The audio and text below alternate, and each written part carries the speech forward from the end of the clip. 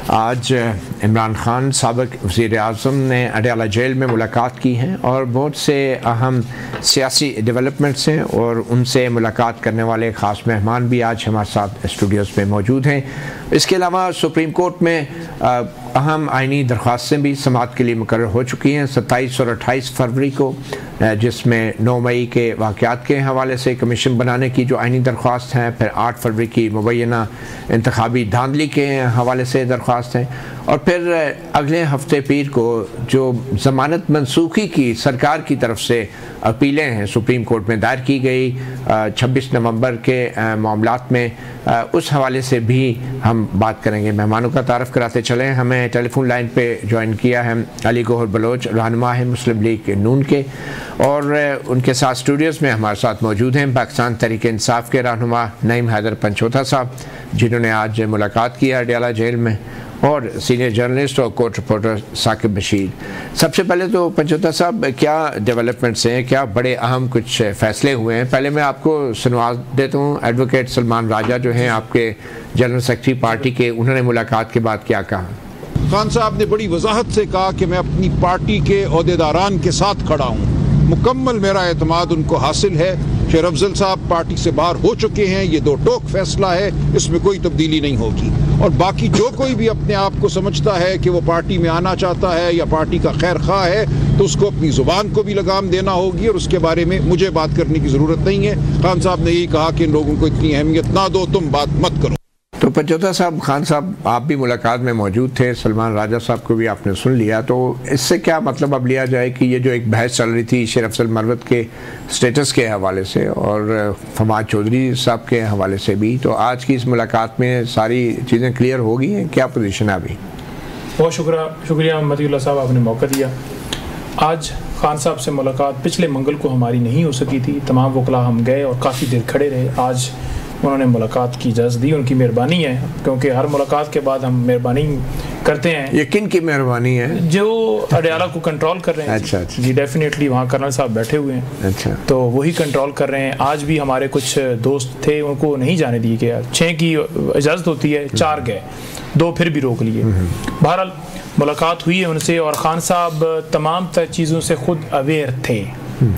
खान साहब तमाम चीज़ों से खुद अवेयर थे, वो जानते थे कि कौन क्या बयानात दे रहा है, किसने क्या क्या बयानात दिए।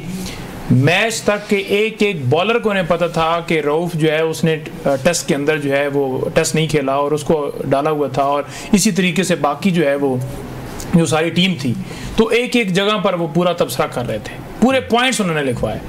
तो जब एक बंदा इस हद तक अवेयर हो तो फिर आपको पता है उसको तो शेर अफजल मरवत और फवाद चौधरी जो बैटिंग करते रहे, उनके बारे में क्या कहा? देखिए, खान साहब ने बिल्कुल जो राय साहब ने बात की है यही बात की है, क्योंकि आपने उस हवाले से सवाल किया है, ना मैं इनकार कर सकता हूं। जो खान साहब बात करेंगे, कोई पूछेगा तो डेफिनेटली उनको बताया जाएगा।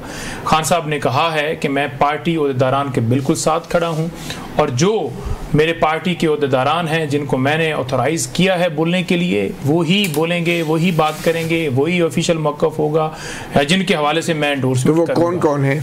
देखें, पार्टी के अंदर जितने लोग भी हैं वो हैं ना, जो पार्टी को रिप्रेजेंट करते हैं, जो स्पोक्स पर्सन। शेर अफजल मरवत के अलावा फवाद चौधरी साहब के हवाले से भी क्लियर बयान आया कि उनका भी डाउट है अभी भी। देखिए, फवाद चौधरी साहब के हवाले से ऑलरेडी खान साहब और दीगर रहनुमाओं के हवाले से ये बात कर चुके हैं कि उनके हवाले से जो भी फैसला होगा वो खान साहब आकर खुद बाहर करेंगे। किसी को रखना है, किसी को नहीं रखना, किसी को लेना है, किसी को नहीं लेना, किसी को निकालना है, किसी को दोबारा लेना है, ये फैसला खान साहब का है। मैं अपनी ज़ात की हद तक कहूँ या वर्कर्स की हद तक कहूँ, हमारे अंदर बिल्कुल बड़ा क्लियर मौक़िफ़ है कि हम इमरान खान के फैसले के बिल्कुल साथ खड़े हैं। ठीक है, अब मुझे ये बताएं कि उस मुलाकात में और कौन कौन था और दूसरे मामलात में क्या आप लोगों ने फैसला किया है? मुज़ाकरात के हवाले से क्या फैसला हुआ है और सुप्रीम कोर्ट के हवाले से भी कुछ अहम फैसले हुए हैं?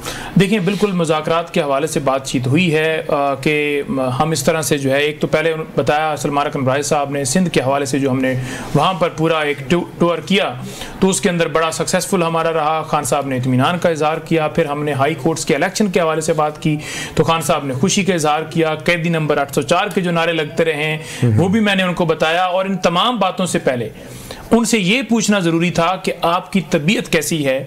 आपके हवाले से कुछ खबरें चल रही थी कि खान साहब वो वहाँ पर सलाखें हैं, वहाँ पर मीठा लगाया गया है, वहाँ पर आपका वाशरूम बंद किया गया है, आपकी आंखों में आंसू, दीगर इस तरह की खबरें चल रही थी, पेपर ले लिया गया है। तो क्या ऐसी खबरें सदाकत रखती हैं? तो खान साहब ने कहा कि नहीं, ऐसी कोई सदाकत नहीं है। हाँ, सख्तियों की हद तक जो बात है कि उनके बच्चों से फ़ोन पर बात नहीं करवाई जा रही, हाँ रिसेंटली करवाई है, लेकिन 6 महीनों में 4 दफ़ा हुई है। हालांकि हर हफ्ते अदालत ने कहा है कि हफ्ते में 1 दफ़ा करवानी है। और फैमिली से मुलाकात का भी दिन है, यानी उनकी बीवी से मुलाकात का दिन है। वो बीवी से भी मुलाकात 2 दफ़ा पहले कैंसिल हुई, आज हमारे बाद सुनने में आया है कि उन्होंने करवाई है। हालांकि जेल मैनुअल ये कहता है, अदालत का हुक्म ये कह रहा है, लेकिन कौन है जो अदालत का हुक्म नहीं मान रहा? कौन है जो इन तमाम अहकामात से, मैनुअल से ऊपर खुद को समझ रहा है? तो पहले मैंने ऑलरेडी जिक्र किया है। लेकिन खान साहब का जो जज्बा है, हौसला है, हिम्मत है, वो बुलंद है।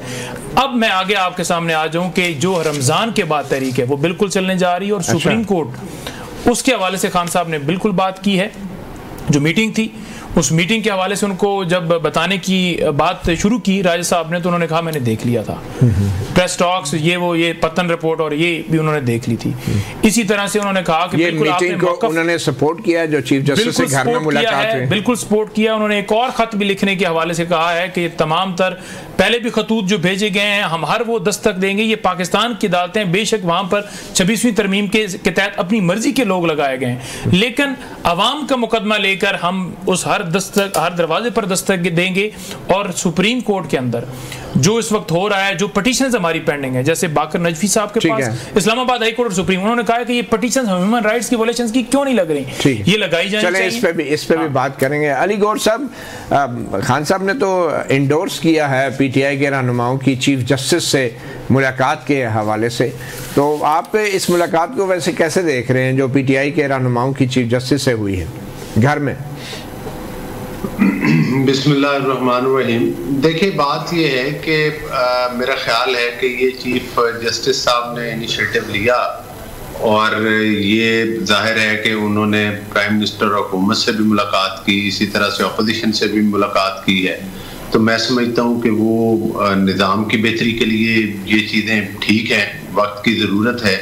जिस तरह से मुल्क में सब ये माजी करीब में इंतशार फैलते रहे हैं, जिस तरह की मतलब है कि सियासत के नाम के ऊपर जो कुछ मुल्क के अंदर हंगामा बर्पा किया जाता है, उस हवाले से जाहिर है जिन लोगों से मुलाकात हुई है वो बेहतर जानते होंगे कि वहाँ पर किस किस टॉपिक पर बात हुई है। तो मैं तो समझता हूँ कि ये एक खुश आइंद है और अच्छी बात है। अगर मामलात स्मूथ हो जाएं, और जाहिर है कि जो हमारी अदालतें हैं उनके फैसलों का भी जो है वो एहतराम किया जाए, और उन चीज़ों को जिनको एड्रेस पहले नहीं किया जाता रहा उनको भी वो भी हो जाए, तो वो ज़्यादा बेहतर है। तो फिर वो नौबत नहीं आएगी कि जिस तरह से जजेस को धमकियां लगाई जाती हैं, ख़वातीन जजेस को धमकियां लगाई जाती हैं, उस तरह के वाक़यात नहीं होंगे। तो ये मामलात, तो आपके ख्याल में ये जो मुलाकात हुई है इसमें जेल इस्लाहात का कोई डिस्कशन नहीं हुई, ये सिर्फ पीटीआई और अदलिया के ताल्लुकात के बारे में बात हुई? नहीं, ये तो पीटीआई के लोग ही बता सकते हैं कि उन्होंने किस किस टॉपिक पे बात की है और क्या वो तो बता चुके हैं, उन्होंने तो बहुत कुछ बताया है, और इमरान खान साहब के साथ जो कुछ हो रहा है वो भी बताया है, चीफ जस्टिस के नॉलेज में लाया है। तो आपके ख्याल में ये सारी चीज़ें बातें होनी चाहिए थी चीफ जस्टिस के घर में? देखिए, जो बातें चीफ जस्टिस के घर पर हुई हैं, मेरा ख्याल है जाहिर है जब कोई मुलाकात करने के लिए जाता है तो उस पर कोई ये पाबंदी तो नहीं लगाई जा सकती कि आपने फलां बात करनी है या फलां बात नहीं करनी। लेकिन एक चीज जरूर काबिल जिक्र है कि जिन जिन चीजों के जो इल्जामात ये लगाते हैं उसकी तरदीद भी खुद करते हैं।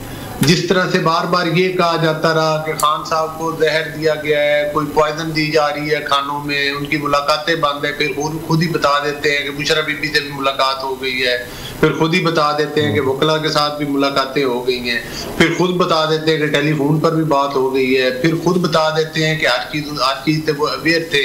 इसका मतलब है कि जो भी उन तक रसाई है मीडिया की वो मौजूद है, उनके टीवी चैनल, उनके अखबारात, जो भी उनको मतलब है वो सहूलियात हैं जो आम कैदी को मुयसर नहीं है बदकिस्मती के साथ, वो तमाम सहूलियात इनको मुयसर हैं। हालांकि उसके बरक्स दायरे चीफ जस्टिस साहब ये भी जानते होंगे कि जो ये अमेरिका में खड़े होकर कहते थे कि फलां का एसी उतरवा दूंगा, फलां का ये कर दूंगा, लेकिन उसके बरक्स आज इनको सहूलियात मुयस्सर हैं, तो ये मैं समझता हूँ कि हुकूमत के ऊपर फिर अब ये ज्यादा तनकीद तो नहीं कर सकते इस टॉपिक के ऊपर। अच्छा। क्योंकि ये खुद खान साहब की ज़बानी ये बता रहे हैं कि उन्होंने बताया है कि जनाब के मुझे ये भी चीज़ मुयस्सर है, वो भी चीज़ मुयस्सर है, मैचेस के ऊपर भी तबसरा करते रहे हैं, फलां चीज़ पर भी तबसरा करते हैं। लेकिन ये रमज़ान के बाद दोबारा से एक हुकूमत के खिलाफ जो एहतजाज की कैंपेन चलने जा रही है, इसके बारे में आप क्या कहेंगे? देखिए, मैं ये कहूँगा कि एक सियासी वर्कर की हैसियत से कि बिल्कुल अगर कोई इत्तेहाद बनता है, कोई एहतजाज होता है, तो वो एहतजाज इनको करने का पुरअमन हो तो वो तो हर सियासी जमात को हक है। लेकिन इनका ट्रैक रिकॉर्ड तो आपके सामने है, जिस तरह से इन्होंने इस्लामाबाद के ऊपर बार बार KPK के वसाइल लेके चढ़ाई की और वो असला भी पकड़ा गया जो ये लेकर आए थे, और जिस तरह से किलों वाली लाठियां नौजवानों के हुकूमत क्या करेगी? हुकूमत का क्या ट्रैक रिकॉर्ड है? नहीं, हुकूमत तो जाहिर है रियासत का काम है लोगों की जानो माल का तहफ़्फ़ुज़ करना, और वो मतलब है कि ऐसी शर पसंदी और शरंगेजी को तो बिल्कुल रोकना चाहिए। हाँ, अलबत्ता पुरअमन एहतजाज हो तो वो ठीक है, लेकिन आज तक इनका कोई ऐसा रिकॉर्ड नहीं कि इन्होंने पुरअमन किया। 9 मई के वाक़यात हों, उससे पहले 2013 के धरने हों, PTV के ऊपर कब्जा हो, वो सारी चीज़ें आपके सामने हैं। जिस तरह से इस्लामाबाद के ग्रीन बेल्ट्स को आग लगाई गई, सही है, उस वक्त भी ये लोग रेड जोन के अंदर दाखिल हुए थे। तो वो मतलब अगर पुरअमन एहतजाज की बात है तो वो तो फिर जाहिर है वो तो हर पार्टी का हक है। चले ठीक है, हर पार्टी का हक है, बेशक जी। साकिब बशीर साहब, ये इम्पोर्टेंट एक डेवलपमेंट है कि सुप्रीम कोर्ट ने अब आहिस्ता आहिस्ता उन तमाम आइनी पटिशन्स को टेकअप करना शुरू कर दिया है, जिसके बारे में अभी तक तज्जिये ही हो रहे थे कि वो क्यों नहीं टेकअप हो रही। और ये अब IMF के साथ मुलाकात के बाद चीफ जस्टिस याह्या अफरीदी ने ऐलान किया था कि वो जो ख़त है 8 फरवरी का, 9 मई के हवाले से, 26 नवंबर के हवाले से, उसको जजिस की आइनी कमेटी के पास भेज दिया गया है। बज़ाहिर उस ख़त को तो सुमोटो नहीं लिया गया, मगर जो पटिशन से इन्हीं मौज़ूआत के हवाले से उनको टेकअप कर लिया गया। ये कितना सिग्निफिकेंट है आपके ख्याल में? अच्छा, एक चीज़ मैं ऐड कर दूं कि इमरान खान साहब को वैसे वहाँ पे TV की सहूलत भी है और मुख्तलिफ चैनल्स वो कभी कभी देखते हैं, कभी कभी होती होगी, मुस्तकिल तो नहीं है। तो उन्होंने वो जो उनकी पार्टी की लीडरशिप जो बैठती है TV चैनल्स पर, तो उनका जो बॉडी लैंग्वेज है, उनका डिफेंसिव रवैया है या अग्रेसिव है, उस पर खान साहब जो कमेंट भी करते हैं। मतलब उनकी नज़र है पार्टी पर इस लिहाज से भी। तो जो बात आपने दूसरी के अच्छा मेरे तो नाल एंडोर्स करवाना चाहते हैं। दूसरी जो बात आपने की कि बिल्कुल ये वो जो ख़त था इनडायरेक्टली जो है वो उस ख़त को आप कह सकते हैं कि आईनी बेंच ने अपने सामने जब वो लगाए लिए मैंडेट का मामला भी और 9 मई के बड़ी अहम जो है वो कमीशंस के हवाले से। अब देखना ये है कि आईनी बेंच करता क्या है। इससे कबल क्योंकि जितनी भी समातें हुई हैं कुछ इस किस्म के केसेस पर, तो उसमें कोई खातर खा कोई ऑर्डर्स नहीं हुए, कोई ऑब्जेक्शंस थे, मेंटेनेबिलिटी के कोई ऑब्जेक्शंस थे।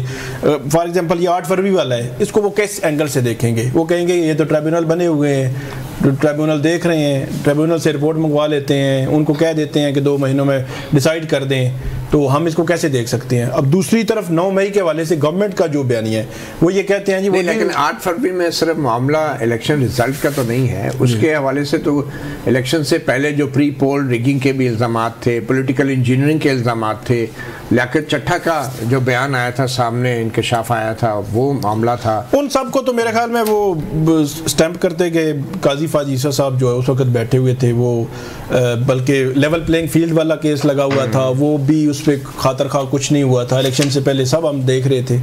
लियाकत चट्टा आया तो वो खुद आ गए जी, उन्होंने यूट्यूबर्स को बयान देना शुरू कर दिया कि ये क्या है, ये कोई तरीकाकार है और चैनल्स कैसे चला रहे हैं। काजी फाइज़ साहब जी चीफ जस्टिस काजी फाइज़ साहब। तो उसके बाद जो दूसरा मामला 9 मई वाला, इस पर मैं कह रहा था कि गवर्नमेंट साइड का ये बयान है, हालांकि इसको मेरे ख्याल में अगर एक फ्री कह रहा है तो आप बना लें कमीशन, अगर इसमें कोई हर्ज है। लेकिन गवर्नमेंट ये कहती है कि जी वो तो ATC में केसेस पेंडिंग पड़े हुए हैं, वहाँ तो ट्रायल चल रहे हैं, तो अब दोबारा से आप सारी तहकीकात करवाएंगे, दोबारा से सारी चीज़ें कमीशन बैठाएंगे, तो वो तो डायरेक्टली इफेक्ट हो जाएंगे केस जब वो। तो ये एक दोनों मामलात में ये एक सिचुएशन जो है वो बनेगी। तीसरा जो 27 को लगा हुआ है जो चीफ जस्टिस याह्या अफरीदी साहब के बेंच में, जमानतों की मनसूखी, वो मनसूखी तो बहरहाल नहीं होनी, वो तो बहुत ही एक्स्ट्रा ऑर्डिनरी कोई सिचुएशन होती है कि जहाँ अदालतें जमानत मनसूख करती हैं, लेकिन उसमें भी कोई ऑब्जर्वेशन आ सकती है। ये कौन से 9 मई वाले? 9 मई के जो केसेस हैं उनमें जमानतों में एक केस जो बड़ा इंपॉर्टेंट है उसमें इमरान खान साहब का जो रिमांड दिया था वहाँ ATC लाहौर की अदालत ने, उसको लाहौर के 2 जजेस जो डिवीजन बेंच था उसने सेट असाइड किया, कलअदम करार दिया था। उस जो ऑर्डर लिखा गया था वो ऑर्डर 9 मई के केसेस में बहुत इंपॉर्टेंट है, क्योंकि उन्होंने लिखा था कि आपके पास तो आपने सिर्फ किसी की ट्वीट उठाई हुई है, कोई बयान था, कोई चीज़, कोई सॉलिड चीज़ बताएं कि जिससे हम पता चले कि हाँ केस बनता है। तो उसको भी चैलेंज किया हुआ है, उसको भी चैलेंज किया हुआ, वो भी लगा हुआ है। तो इस लिहाज से वो इंपॉर्टेंट है 27 फरवरी की जो सुप्रीम कोर्ट में समात है कि वो रेगुलर बेंच जो है वो उस पर क्या ऑर्डर करता है।